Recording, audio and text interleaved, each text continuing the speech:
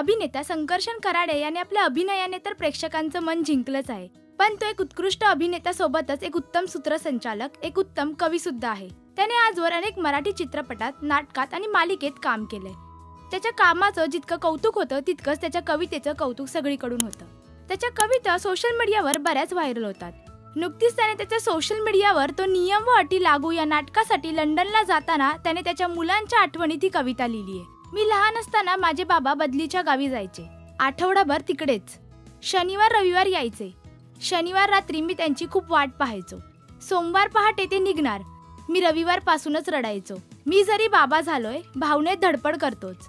आता मुलांना सोडून जाताना मी तसाच रडतो। आता जे माझं होतंय तेच बाबांचं व्हायचं का? त्यांनाही माझ्यासारखं लपून छपून रडू यायचं का? बाळ बाबाचा, बाबा बाळाचा सहवास सतत मागतं, पण काय करणार, कामासाठी लांब जावंच लागतं। ऐकेल तो माझं नक्की, जर पाहत असेल देव, माझ्या बाळांना आणि माझ्या बाबांना आयुष्यभर सुखात ठेव। संकर्षण गोविंद कराडे।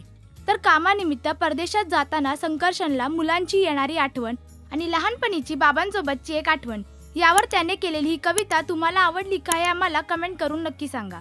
मराठी टेलिव्हिजन विश्वातील बातम्या, अपडेट्स आणि गॉसिपसाठी तुम्ही सबस्क्राईब करा राष्ट्रीय मराठी शोबत।